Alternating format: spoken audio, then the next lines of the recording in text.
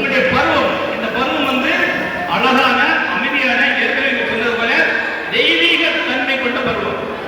இந்த தெய்வீக தன்மை கொண்ட பருவம் எப்படி கிடைக்கும் போதில் நீங்கள் இதை முழுவதுமாக பயன்படுத்திக் கொள்ள வேண்டும். உங்களுக்கு ஒளிந்து கொண்டிருக்கிற திறமையெல்லாம் அதிகப்படுத்தி மிகச்சிறந்த ஒரு பண்பாளர் மாற வேண்டும். தியானம் பண்றீங்களா? சரியா? தினசரி என்ன சொன்னாங்க? காலைல 5 நிமிஷமா தியானம் பண்ணேன். உடல் ஆரோக்கியத்துக்கு மன அமைதிக்காக பண்ணணும்னு சொல்லியிருக்காங்க. அதை கண்டிப்பாக பண்ணணும். அப்புறம் நம்ம தகவல் சொன்னாங்க, தாய் தந்தை வணங்கன்னு சொல்லுவாங்க. அவங்க என்ன சொன்னா சார்? ஆசிரியர் பெருந்தகையை வணங்கணும். மாதா பிதா குரு தெய்வம். நீ உங்களுக்கு குரு, உங்களுடைய ஆசிரியர் தான் உங்களுக்கு வாழ்க்கையில் அதிகம். அம்மா அப்பா விட ஆசிரியர் தான் உங்களுக்கு நிறைய நேரம் இருக்கிறாங்க. பார்த்தீங்களா? ஒரு நாள் நேற்றவர் இந்த ஆசிரியர் கொடுத்து நல்லது உங்க எழுத்து எப்படி இருக்கான்னு சொல்லுதான் அந்த ஆசிரியர் தான். நீங்க என்ன பாடம் படிக்க வேண்டும், எது படிச்சா நல்லா இருக்குன்னு சொல்லிக்கிறது ஆசிரியர். அவங்க ஆசிரியர் நம்பாங்க, ஆசிரியர் பெருமைன்னு சொல்லதை கேட்கணும். கேட்பீங்களா? கேட்பீங்களா? எப்படி வெற்றி பெற முடியும்? உங்களோட குரு என்ன சொன்னாங்களோ அது உங்களுக்காக கேட்கணும். நீங்க அவங்க சொன்னா கண்டிப்பா கேட்கணும். சரியா? என்ன சொல்றீங்க? நன்மையும் தீமையும் பிறந்தரவாதா? நன்மையும் சொல்லுங்க, நன்மையும் தீமையும் பிறந்தரவாதா? வெற்றி தோல்வி நம்முடையது.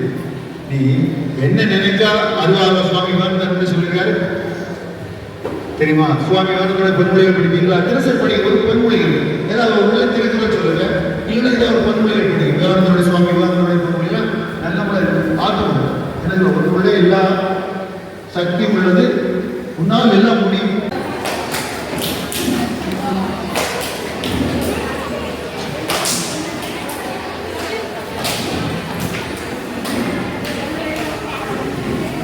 நன்றி. நாடியடி வாழ நாடியடி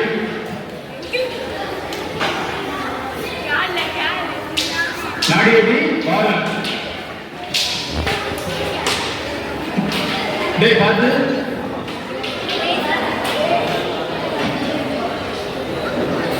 ஸ்டாப்.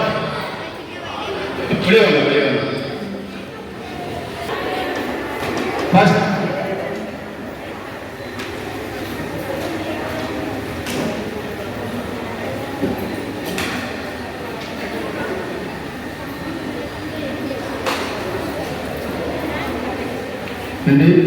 இப்போது ஒரு ஐபிஎஸ், ஒரு வில்லேஜ் ஆஃபீஸர், தாசில்தார் போகும்போது உங்களுக்கு காரியத்தை கையெழுத்து போக சூழ்நிலை வரும்.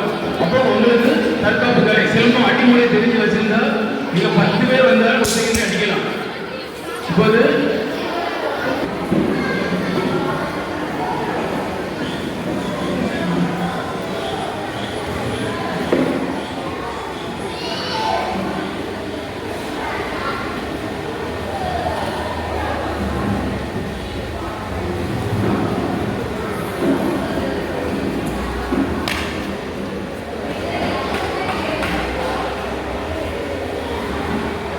super, very good.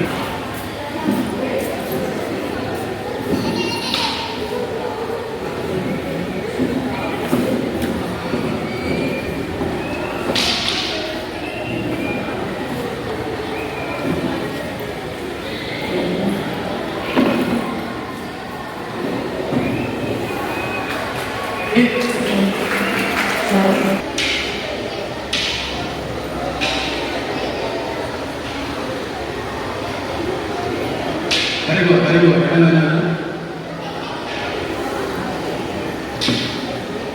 First.